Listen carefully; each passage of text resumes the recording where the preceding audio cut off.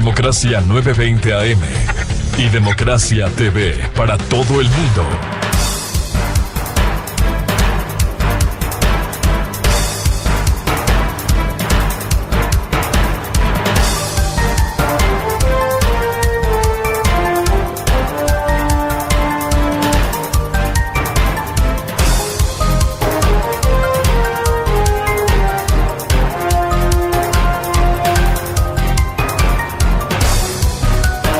Ocho a 9 minutos en el territorio continental ecuatoriano, buscando la verdad en la revista de Opinión Democracia. Queremos saludar al secretario técnico del Observatorio de la Política Fiscal, economista Jaime Carrera, que siempre nos ilustra con los hechos, las cifras, las realidades de la economía ecuatoriana. Conocemos de un documento que en las últimas horas estaba preparado precisamente por Jaime Carrera, pero quisiera empezar con este tema de coyuntura, cómo la política que mantiene en incertidumbre al Ecuador, que ha determinado el crecimiento notable del riesgo país sobre los 1.900 puntos, está incidiendo y afectando a la economía. Le consulto, ¿cómo afecta esta política que no sabemos el día de mañana qué va a pasar? Hay juicio político al presidente, hay muerte cruzada, ¿qué hace la Corte Constitucional? ¿Cómo afecta la política a la economía y al riesgo país? Muy buen día, Jaime. Buen día, Miguel. Gracias a la invitación. Ante todo, nuestra solidaridad contigo, Miguel, con Gonzalo Rosero, con la gente de la radio, por estos perversos intentos de acallar las voces de la libertad, de la democracia, las voces de la sensatez, las voces que como esta radio siempre han surgido para defender las libertades, para defender al país. Lo que acontece en el Ecuador es perverso y la política en sí misma es perversa. Está destruyendo la nación. Esta inestabilidad política que pretende reeditar los episodios del pasado no hace otra cosa que volver más pobres a los pobres. Aleja las inversiones, aumenta el riesgo de invertir en el Ecuador, destruye las finanzas públicas, destruye la institucionalidad, destruye todas las posibilidades del Ecuador para la forja de un país mejor.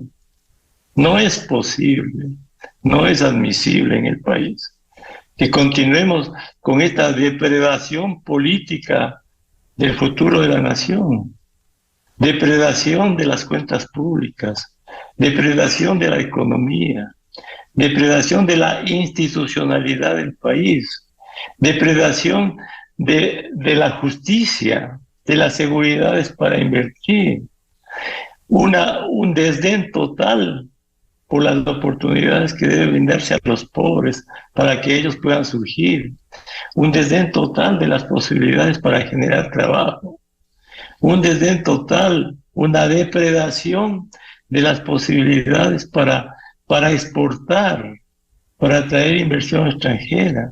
El riesgo país refleja, Miguel, todas estas incapacidades, todas estas perversidades de la política. Una política incapaz de entender los problemas nacionales, de hacer suyas las limitaciones económicas y fiscales del país. Una política en la absoluta mediocridad y en el entorno de esa mediocridad, incapaz de velar por la prosperidad del país. No es posible, no es admisible. Y en esto la voz de esta radio ha permitido estas voces, que no lo han hecho muchos medios. No es posible que los políticos de esta clase quieran nuevamente generar episodios de inestabilidad en el Ecuador, que en último término lo que hacen es alejar cualquier posibilidad de crecimiento del país, de progreso, de prosperidad, cualquier posibilidad de tener cuentas públicas sostenibles, razonables, de tener una economía que crezca, de tener una economía que sea capaz de generar trabajo, una economía que sea capaz de brindar oportunidades para todos y para los más pobres.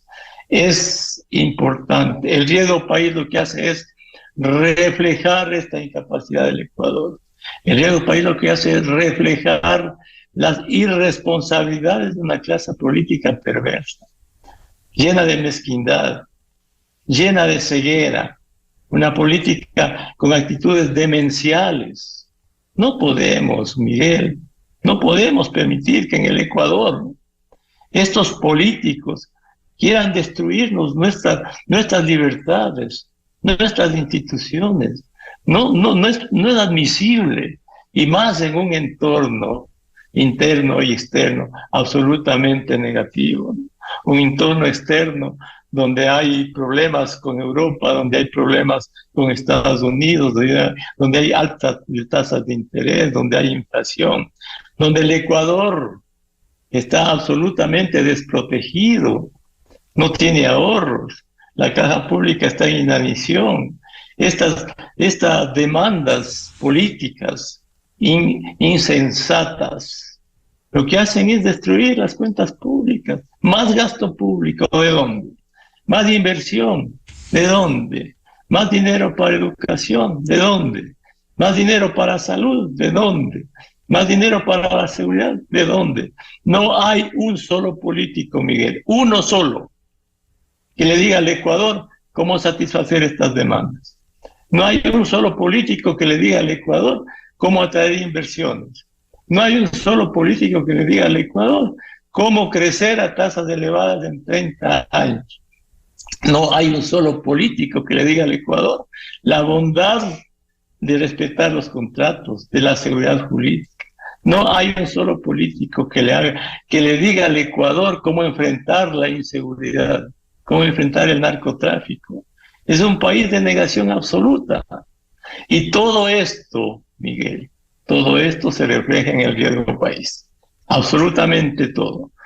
Se reflejan las incapacidades del Ecuador para la forja de un país mejor, para la forja de instituciones sólidas, para la forja de gobernabilidad, la incapacidad del país para crecer, para tener instituciones económicas y fiscales sólidas, para darle seguridad política al país. Para un país, el riesgo país refleja la incapacidad del Ecuador de entender que siempre, si nos endeudamos, tenemos que generar las condiciones para pagar. O dicho de otra modo, la gran capacidad del Ecuador durante los últimos 40 años de no pagar sus deudas, de no generar estabilidades.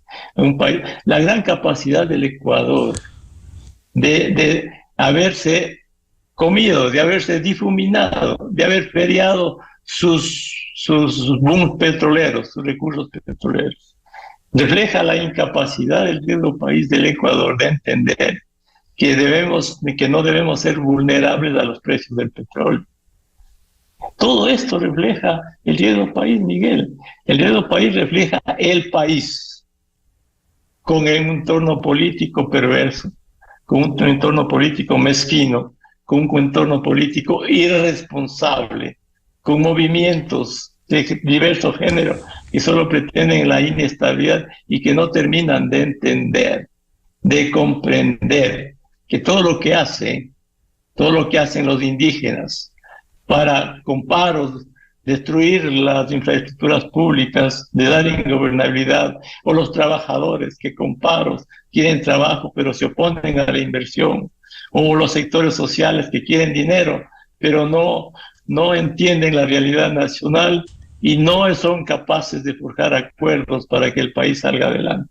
Todo esto refleja el Ecuador. Estamos en un momento crítico y tiene que ser un llamado a la reflexión a través de esta radio, Miguel, a través de tu valentía también, de todos los días señalar estas mezquindades, porque el Ecuador no puede seguir así. Cívicamente debemos unirnos en un llamado a salvar al Ecuador, a luchar contra estas mezquindades políticas, contra quienes quieren destruir cualquier intento de progreso del Ecuador, cualquier intento de institucionalidad, cualquier intento de la forja de una economía sana, cualquier intento en el Ecuador de tener cuentas públicas sostenibles, cualquier intento en el Ecuador de alejar las inversiones, de impedir las exportaciones, de impedir que venga inversión extranjera directa. Bueno, este es un país de demencia casi colectiva, en la que se suman irracionalidades, insensateces, y tenemos que luchar contra eso, Miguel. Hablando fuerte, con valentía, con razones. En el Ecuador tienen que imponerse las razones, no las irracionalidades. Economista Jaime Carrera, y en la coyuntura política, ¿cómo están los indicadores déficit de fiscal? ¿Cómo incide en la realidad? Si el Ecuador quisiera, por necesidad, ir al mercado internacional o a poner bonos o a buscar crédito, ¿cuál sería la realidad? Bueno, con un riesgo país de cerca de 19 puntos, de 19 puntos de tasa de interés. Si el Ecuador quisiese salir al exterior a emitir bonos, tendría que pagar tasas de interés cercanas al 24%. Inadmisible, imposible. Entonces, tenemos todos los ecuatorianos que comprender que el Ecuador en este momento no tiene recursos, que los pocos recursos que tiene, Miguel, apenas le alcanzan para pagar sueldos, bonos de los pobres, intereses de la deuda, y se acaba el dinero. Y aún para eso, para esas limitaciones severas, le falta plata, tiene un déficit elevado de 30 a 3 mil millones de dólares, que llegará a los 4 mil millones por la baja de los precios del petróleo, porque la economía no va a crecer, que va a haber menos ingresos tributarios. Básicamente, debemos comprender en el país estos números en el tema fiscal. Cuando hay déficit, hay que pedir prestado, aun cuando hubiese la posibilidad de cubrir el déficit con préstamos, estaríamos financiando un gasto público totalmente restringido, inflexible, que se lleva el dinero en sueldos y en otros gastos básicos, en bonos de los pobres, en plata de la seguridad social. Y aún así, falta plata para pagar las amortizaciones de la deuda, tanto interna como externa. ¿Cómo no comprenden los políticos de esto? Si el Ecuador comprendiera estas limitaciones y en una mesa se pusiese de acuerdo, primero, para vivir con lo que tiene. No puede vivir con más allá de lo que tiene. Y si quiere gastar más, si quiere generar trabajo, bueno, hay que producir, hay que atraer inversiones, hay que crecer. Ese tiene que ser el acuerdo del país, bajo el entendimiento de estas realidades, de estas limitaciones, inmensas limitaciones ante demandas infinitas. Entonces, tenemos que comprender como sociedad estas limitaciones, aun cuando lograse el Ecuador financiar un déficit de esta magnitud, bueno, financiaría un gasto público absolutamente inflexible, donde la gran cantidad de dinero se va en sueldos. Pero los políticos no entienden, los indígenas no entienden que estos intentos de desestabilización de la democracia, que estos intentos de nuevamente alentar las calles, de estos intentos de pedirle todo al Estado, lo único que hacen es profundizar los desajustes. En este momento, si el Ecuador no puede, porque no va a poder financiar su déficit y pagar sus pasivos de amortización, lo que va a hacer es no pagarle al Seguro Social. Y si el Seguro Social no tiene esos recursos, va a licuar sus ahorros que tiene. Y con el tiempo no va a haber dinero para pagar las pensiones. ¿Por qué los políticos y los trabajadores Y los indígenas no comprenden esto. Si el Ecuador no tiene dinero, bueno, pues no va a poder pagar porque estamos en dolarización. Se van a atrasar los pagos a los municipios, a los consejos provinciales, a los proveedores y a las cuentas públicas del viernes anterior. Los saldos del Tesoro eran de 368 millones de dólares, nada. Sin embargo, no se comprende esto y al gobierno, a cualquier gobierno que esté en este tratamiento, le exige más dinero. Entonces el gobierno ya ha anunciado más profesores, 3.500 por presiones, 11.000 personas para salud ha anunciado por presiones irracionales, 10.000 policías, presiones. ¿De dónde saca el dinero, Miguel, para todo esto? Alguien ha dicho, reunámonos y necesitamos todo este dinero. Bueno, financiémoslo, pues, ¿no? Pero no con todas estas demandas desestabilizamos más la economía, las cuentas públicas y el futuro del Ecuador, ¿no? ¿Acaso, Miguel, cambiando un presidente, van a venir los dólares para solucionar estos problemas? ¿Acaso si un señor indígena o un trabajador sube a la presidencia va a tener dólares para financiar todo esto? No, más bien va a tener menos dólares porque genera inestabilidad. ¿Por qué no comprendemos estas cuestiones básicas en el manejo de un país, de la economía, del fisco? Economista Jaime Carrera, ¿estos se suman hechos a esta situación económica? ¿Cómo estamos económicamente? Acaba de declararse fuerza mayor. No, Miguel, no te escucho bien, Miguel, sí. No te escucho bien. A ver, allí, ¿escucha, Jaime? Sí. No te escucho bien, algo pasa, ¿no? No sé si allí, porque estamos saliendo normalmente. Economista Carrera, lo que está sucediendo a estos hechos que usted ha señalado, por ejemplo, se ha suspendido parcialmente la producción petrolera, hubo acciones de sectores indígenas en la región amazónica, se declaró fuerza mayor y a la ya baja producción petrolera ecuatoriana, que no se ha logrado restablecer por lo menos a la producción anterior.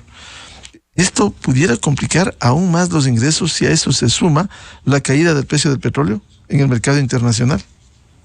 Pero sin duda, Miguel, a ver, en el presupuesto del Estado está en este momento, se esperan ingresos petroleros por 3.200 millones de dólares. Y hasta el día de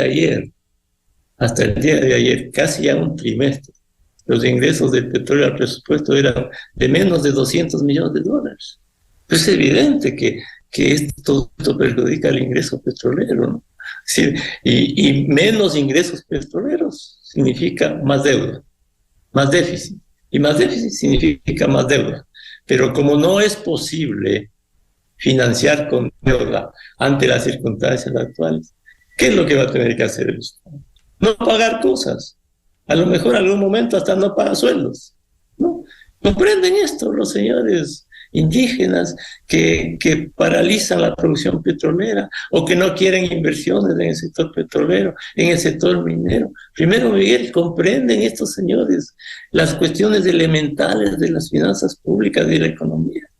Pero hay una gran irracionalidad. Mira que por un lado, dinamitan la producción del petróleo, dinamitan la inversión, dinamitan las exportaciones, pero por otro lado sí, quieren más dinero para la educación, quieren más dinero para la seguridad social, quieren más dinero los indígenas para todo lo que piden, porque piden todo, o los trabajadores piden todo y salen a la calle. Bueno, pues entonces unas actitudes de esta naturaleza, ¿qué demuestran?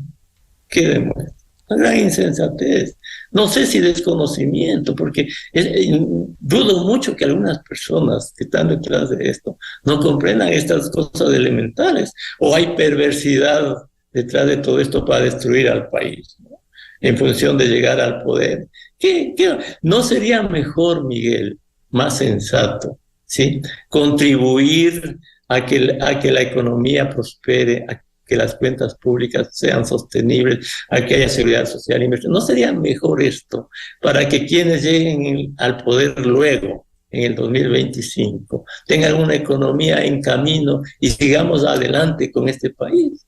¿O acaso lo que se pretende es que todos seamos pobres, más pobres cada vez más, engañar a la población pobre y luego valerse de esos pobres para llegar al poder y tenerlos siempre pobres cautivos para que sigan votando por los populismos, que sigan votando por esta suerte de encandilamiento de los populistas? No, el Ecuador no va a progresar si no crece hasta durante décadas, si no hay abundantes inversiones, si no hay una economía sólida, si no hay seguridad jurídica en los contratos, si no hay cuentas públicas sostenibles y muchos otros requisitos.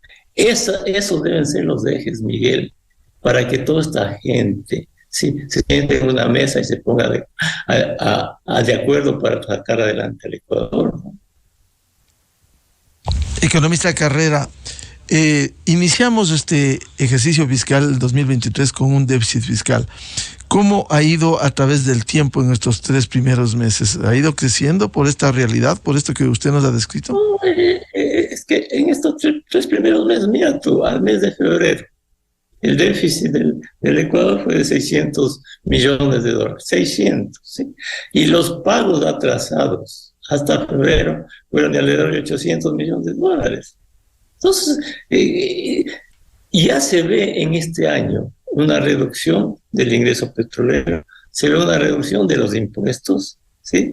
Y no hay posibilidades de financiar ese déficit. Y por otro lado, las demandas irracionales de la población, bueno, siguen, ¿no? Entonces, vuelvo a repetir, ¿no? Estamos en un problema de inseguridad, bueno, más plata para seguridad. Hoy estamos en un problema con las inundaciones, bueno, las carreteras no sirven. Entonces, dinero para las carreteras, ¿no? Pero ¿de dónde, Miguel? Si el dinero no alcanza. Entonces, ¿por qué el Ecuador en estos momentos incluso del terremoto, de las inundaciones, de la inseguridad, del narcotráfico, por qué en una mesa no se sientan trabajadores, políticos, indígenas, empresarios, gobierno, y dicen, bueno, esto tenemos en el país? Entonces, ¿cómo financiamos los costos de las inundaciones? ¿Cómo financiamos los costos de la reconstrucción de las carreteras? ¿Cómo financiamos los costos de la inseguridad? ¿Cómo financiamos los costos que significa más 10.000 policías, o más 3.000 maestros, o más 11.000 médicos? Bueno, pues, entonces eso es lo que tiene que resolver el Ecuador, pues, ¿no? Entonces una sociedad que solo demanda, que solo exige, pero que no se exige, ¿no? Entonces el Ecuador necesita entender o necesitamos comprender cosas básicas del manejo del Estado y de la economía, que no se alejan mucho de lo que podemos hacer nosotros en nuestros hogares, ¿no? Si una persona, Miguel, ganaba antes $1,000 y hoy gana 500, ¿qué tiene que hacer esa persona? Ajustar sus gastos a los $500, ¿no? Y si quiere en el futuro ganar más, bueno, hay que trabajar más, conseguir trabajo, mejorar y ajustarse a esa dinámica. Pero en el Ecuador, todo el mundo pide. ¿Acaso el señor Issa le ha dicho al país cómo arreglar estos problemas? ¿Acaso el señor Issa le ha dicho al Ecuador cuál es el déficit público? ¿Acaso el señor Issa le ha dicho al Ecuador si entiende cuál es el riesgo país? ¿Acaso los trabajadores o los políticos que este rato quieren votar gobiernos le han dicho al país cómo van a arreglar estos problemas? ¿Acaso los políticos le han dicho al Ecuador que hay un déficit inmenso, que hay menos ingresos petroleros y tributarios? ¿Acaso estos políticos, los indígenas, le han dicho al país que se alejan las inversiones, que el Estado no tiene dinero para invertir? ¿Que acaso los políticos no le han dicho al país que ellos aprobaron aumentos de sueldo al magisterio sin $1 de financiamiento? Bueno, todas estas cosas son las que deben Claro, una situación grave. Una pregunta final, economista Jaime Carrera, frente a esto que usted nos ha descrito, ¿hay una demanda de más medicinas, más atención en salud, educación, seguridad? ¿De dónde y cómo se atiende estas acuciantes demandas? Solo se atienden, Miguel, con más ingresos y reduciendo gastos. Pero gastos no se puede reducir. Más bien hay demanda de incremento de gastos. Solo se atiende con más ingresos. Y si no hay ingresos y hay más gastos, hay déficit, y eso se atiende con deuda. Y tanto la deuda como el déficit la pagamos todos los ecuatorianos. Entonces, el Ecuador tenemos la obligación de comprender todas estas cosas, ¿no?, en el país, que son básicas para el manejo del Estado y para la prosperidad de la nación. Entonces, no se puede, no es admisible que sigamos en una vorágine de irracionalidad, ¿no? Una vorágine de destrucción constante de todos los fundamentos para progresar, una vorágine de ingobernabilidad permanente, ¿no? Una vorágine de inestabilidad permanente. Entonces, señores, por favor, comprendan todo esto, ¿no? Y díganle al país cómo van a solucionar todo lo que están pidiendo, en vez de abonar en la desestabilización constante, porque, Miguel, todo esto va a tener consecuencias serias para el Ecuador. Ya van a pasar, seguramente, el de 2026, 2025 está cerca, habrá que pagar la deuda del Ecuador que se renegoció entre el próximo año y en los próximos 3 años hay que pagarle al Fondo Monetario de los préstamos $3.000 millones de amortizaciones. Bueno, ¿cómo manejan todo esto los políticos, Miguel? Los indígenas. Qué complicado, ¿no? Bien, al economista Jaime Carrera, secretario técnico del Observatorio de la Política Fiscal, gracias por ilustrarnos de esta realidad cruda de la economía ecuatoriana. Jaime, muy amable por la participación en la revista de Opinión Democracia. Gracias, Miguel, y nuevamente reitero mi solidaridad contigo. Sigue con esa valentía, porque esas voces necesitamos hoy que prendan en toda la sociedad ecuatoriana. La defensa de la democracia, de las libertades, de la estabilidad económica, de la estabilidad fiscal. Esa es nuestra obligación cívica, Miguel, para todos los ecuatorianos. Gracias por la invitación. Muchas gracias, el economista Jaime Carrera en la revista de Opinión Democracia. 8:35 minutos en el territorio continental ecuatoriano. Vamos a una pausa publicitaria y ya volvemos. Tenemos previsto un diálogo con el ingeniero ambiental Julián Estella López a propósito del momento que vivimos y cuáles pudieran ser las perspectivas políticas. Miguel Rivadeneira en la revista de Opinión Democracia. Inicio de espacio promocional y publicitario. Hey.